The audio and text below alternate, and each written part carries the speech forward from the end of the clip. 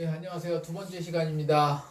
앞에 저희가 소득세에 대해서 얘기를 했고 이야기를 하고 있는데 아, 정말 오늘 하루에 몰아서 이렇게 동영상 강의를 진행하다 보니까는 너무 목이 이렇게 잠기고 이렇게 발생합니다.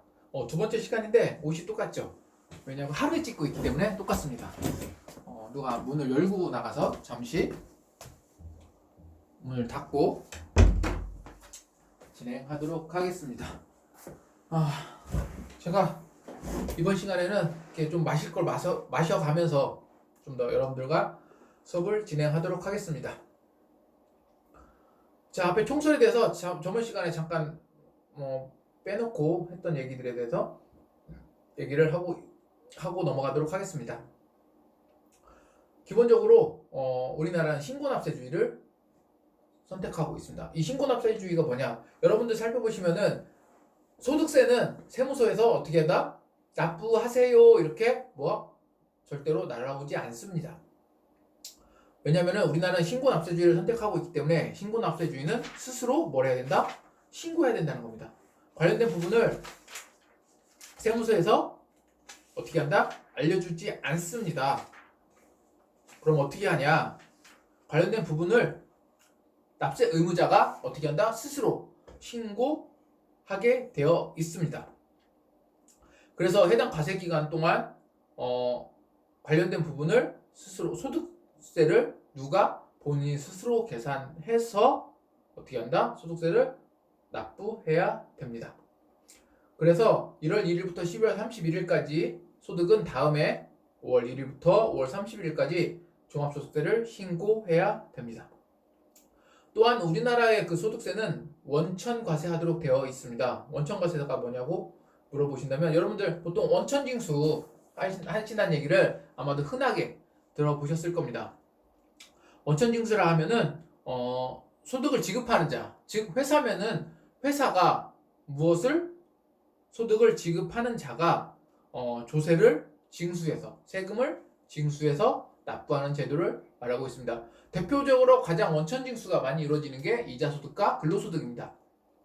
여러분들 회사와 연봉계약을 하면은 쉽게 생각해서 연봉을 내가 2,400이다 라고 이렇게 연봉계약을 했을 때 실질적으로 제가 회사에서 받는 연봉은 어떻게 되나요? 월 200씩 들어오지 않죠. 기본적으로 뭘 납부합니까? 세금을 납부합니다. 그러나 그 세금을 어떻게 내가 직접 세무서에 납부하지는 않습니다. 어떻게 납부하죠? 내가 납부하는 게 아니라 회사가 나한테 원천 징수를 하고 회사는 그 원천 징수한 것을 지급한 날 다음 달 10일까지 어디에 과세관청에 납부하고 있습니다. 이런 것들을 뭘로 얘기한다? 원천 징수라고 얘기하고 있습니다. 그래서 기본적으로 우리나라는 원천 징수 제도를 선택하고 있습니다. 그렇다면 이런 원천 징수에 대한 유형은 크게 두 가지로 나와 있습니다.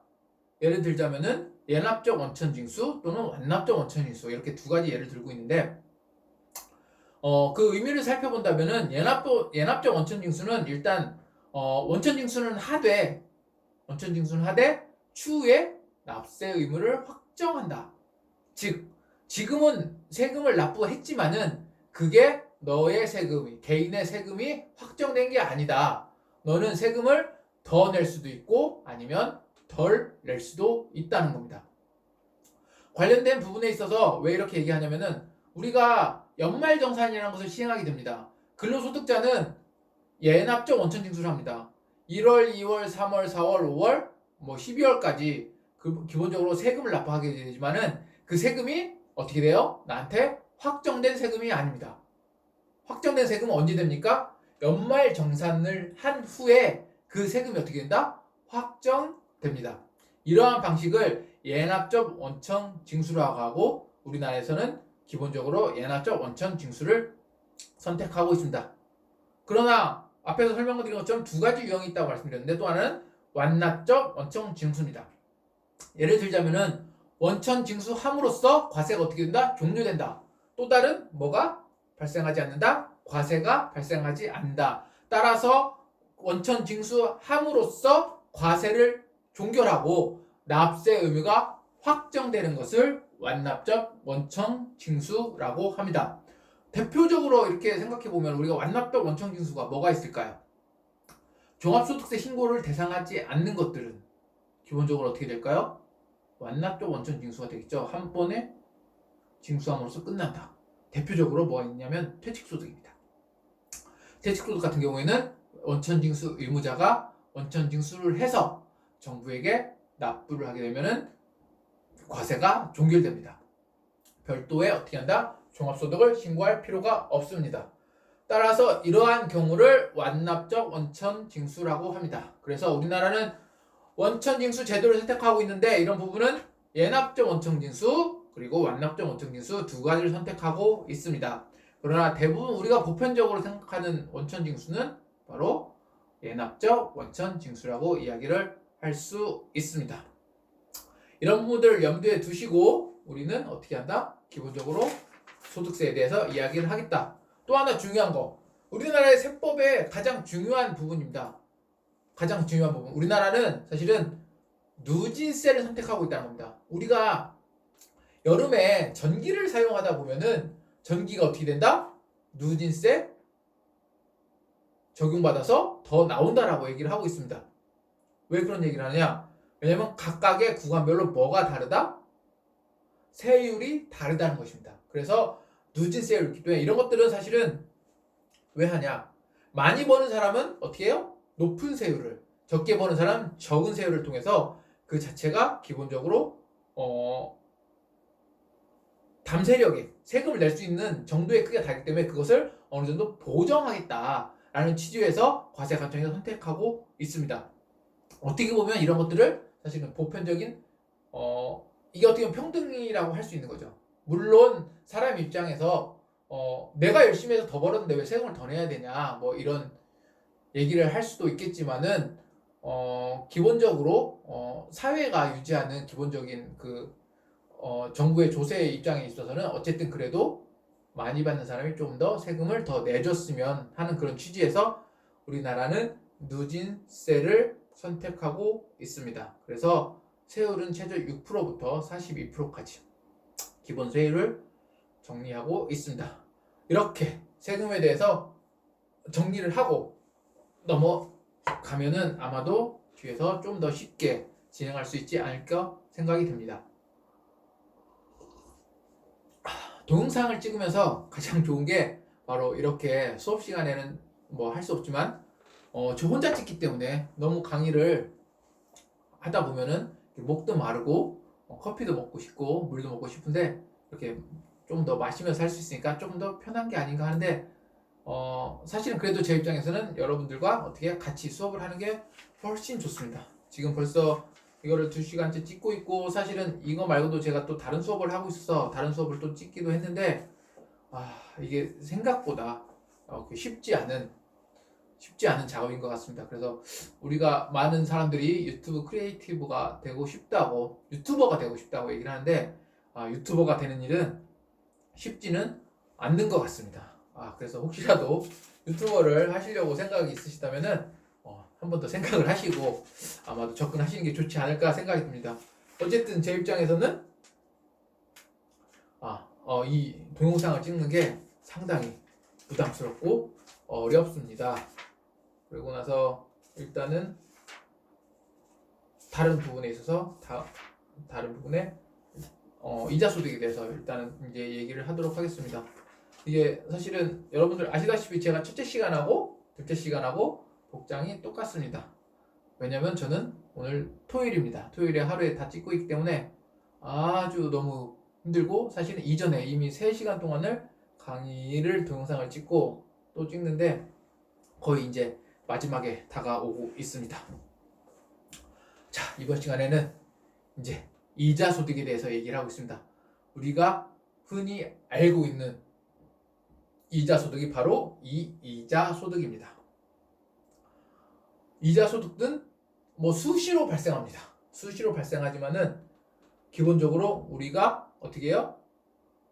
1월 1일부터 12월 31일까지 발생한 이자 소득에 대해서 과세를 하게 되어 있습니다.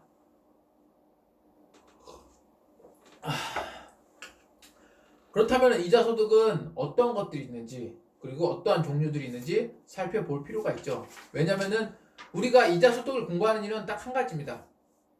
우리는 무엇을 해야 됩니까? 쉽게 생각하면은 종합소득세를 신고해야 됩니다. 종합소득세를 신고하기 위해서는 어떻게 된다? 소득의 종류가 무엇이고 어떤 게 소득인지 어떤 게 종합소득에 들어가는지를 어떻게 된다? 확인해야 된다는 겁니다. 그래서 우리는 이제부터 각각의 소득의 범위에 대해서 공부를 할 예정입니다. 그 중에서 벌써 발생한 게 바로 이자소득인데 이자소득에서 발생하는 내용들을 책과 함께 살펴보도록 하겠습니다. 자, 이자소득은 책 295페이지에 보면은 이렇게 파란 박스에 아주 친절하게 설명이 되어 있습니다. 그래서 저와 같이 하나하나 살펴보도록 하겠습니다. 첫 번째, 국가, 지방자치단체, 내국법인, 외국법인이나 외국법인의 국내 지점 또는 국내 영업소에서 발행한 채권 또는 증권의 이자와 할인액. 되게 길게 설명되어 있는데 간략하게 설명을 드리겠습니다. 우리가 가장 쉽게 생각하면은 국가와 지방에는 뭘 발행합니까? 국채를 발행합니다. 정부에서 발행하고 지방자치단체에서 발행하는 건 지방채라고 얘기를 합니다. 이런 지방채는 어떤 의미를 갖고 있냐?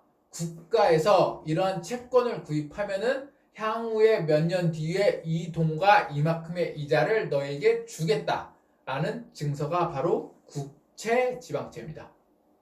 또 하나, 내국법인, 외국법인이 발행한 채권, 이거는 회사채입니다. 발행 주체가 달라서 회사채라고 하는 거고 국가에서 발행하면 국채, 지방자치단체에서 발행하면 지방채, 그리고 회사에서 발행하는 건 회사채라고 얘기하고 있고 이것을 통틀어서 채권이라고 합니다. 이러한 채권들은 뭐가 발생한다? 결국에는 내가 채권을 삼으로써 국가에나 회사에게 뭘 지급합니까? 돈을 지급하고 저는 증서를 갖고 있습니다. 그 증서에는 뭐가 되어 있나요? 이자가 있습니다. 일정 기간 동안 돈을 어떻게 한다? 사용했기 때문에 이자를 지급하게 되어 있습니다. 이러한 이자 발생액이 바로 뭐다? 기본적인 이자 소득 범위 안에 들어가 있습니다.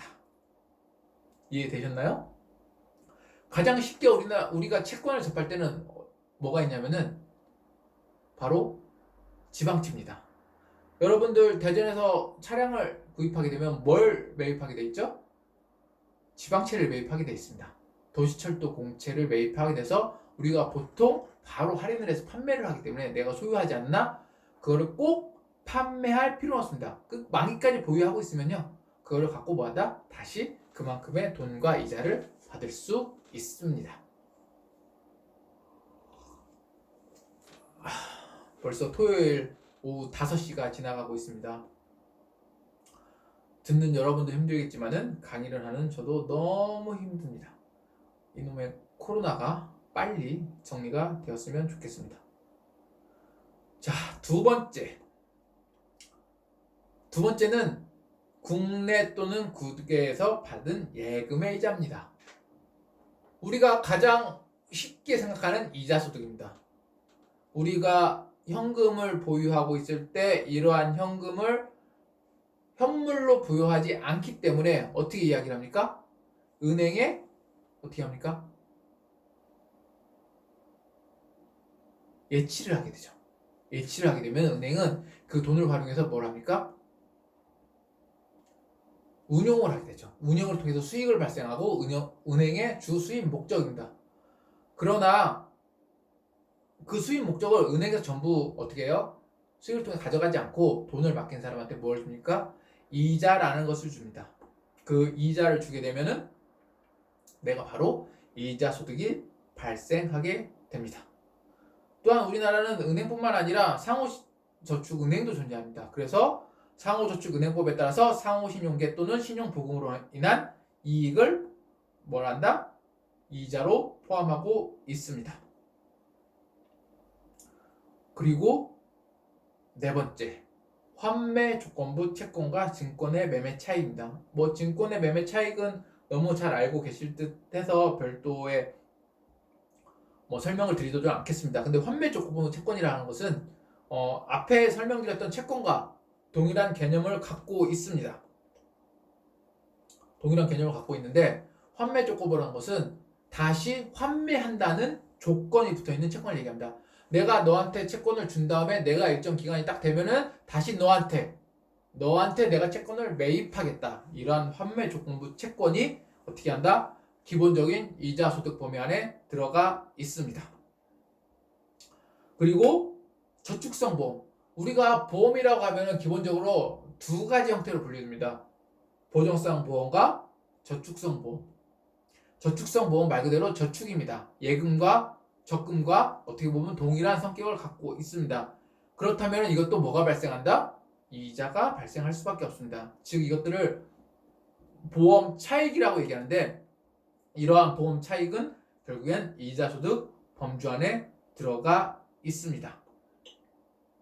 그 다음 여러분들이 알고 있는 직장 공제외 초과 반환금. 이런 직장 공제가 뭐가 있을까요? 여러분 생각해 보셨나요? 공제라는 얘기 많이 들어봤죠. 가장 일반인들이 접할 수 있는 게 바로 뭐 노란 우산 공제 또는 군인 공제 뭐 이런 거 말이죠. 경찰 공제도 있습니다. 이런 것들을 통해서 발생하는 직장 공제의 초과 반환금, 약간 저축성 예금과 같습니다. 뭐 과학기술 공제외 뭐 이런 것들도 어떻게 보면은 직장 공제의 초과 반환금입니다. 직장 공제에 적금이든 뭐 형태로 해서 돈을 맡기면은 그거에 대해서 이익에 대한 반환금, 이자를 주게 됩니다. 이런 것들을 직장 공제의 초과 반환금이라고 이야기를 하고 있습니다. 이렇게 우리가 알고 있는 일반적인 예금, 돈이 운영을 통해서, 현금이 운영을 통해서 이자를 발생시키는 것들을 사실은 이자 소득이라고 얘기할 수 있습니다.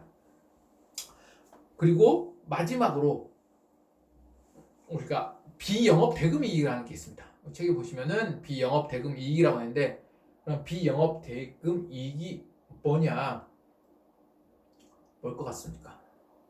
이게 제가 수업을 같이 진행하면 여러분들한테 엄청난 질문을 하겠지만은 안 되니까 제가 물어보고 제가 답하도록 하겠습니다.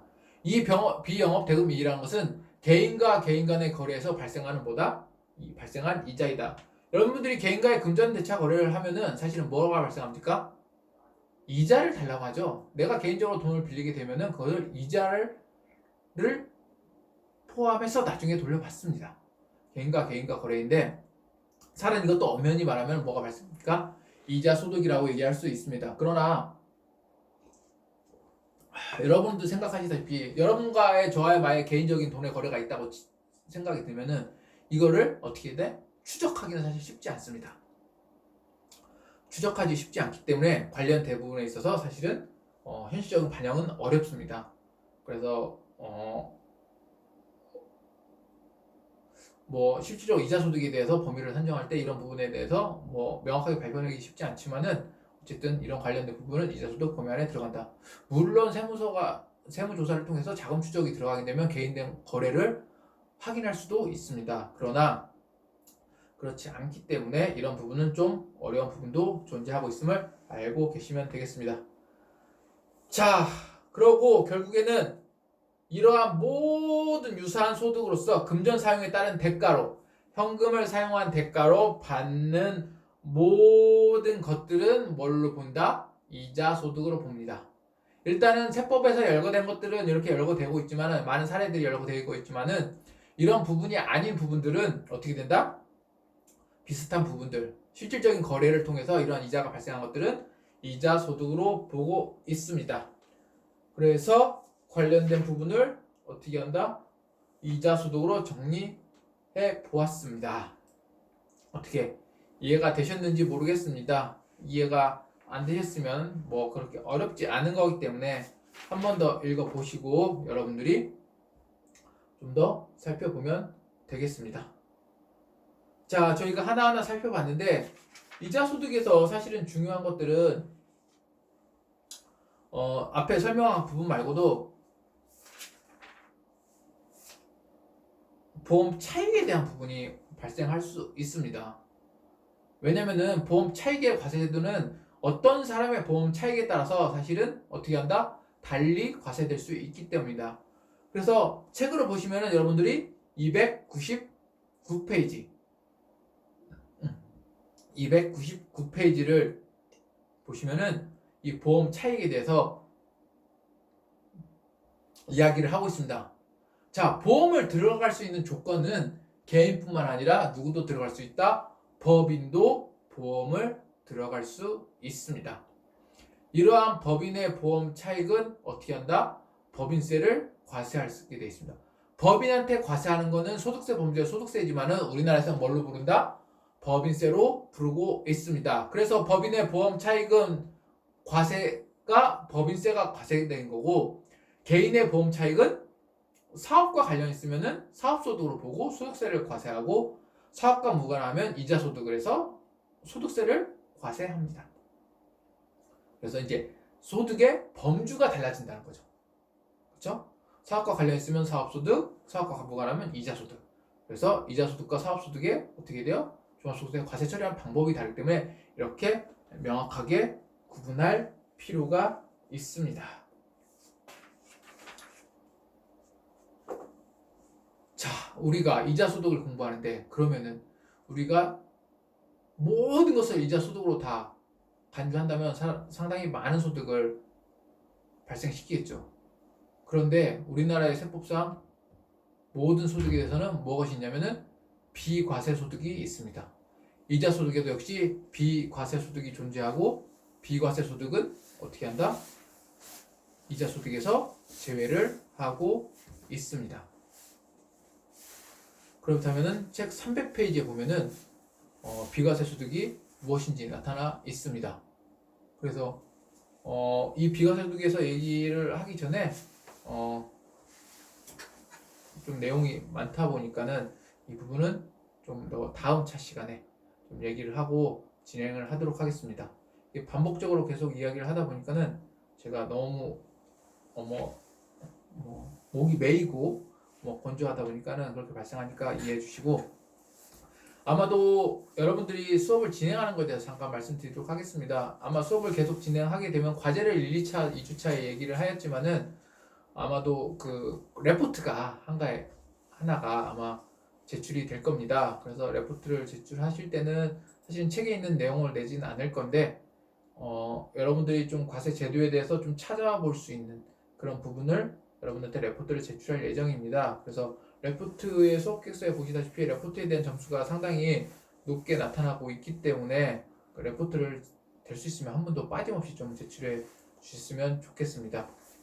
그래서 이 다음 차 시간에는 비과세 이자소득에 대해서 좀 얘기를 할 예정이고요. 그리고 과연 이자소득은 언제 이자소득으로 잡히는지, 왜 잡히는 이유가 중요한 이유는 다음 시간에 설명을 하도록 하겠습니다. 잠시 후에 뵙겠습니다. 감사합니다.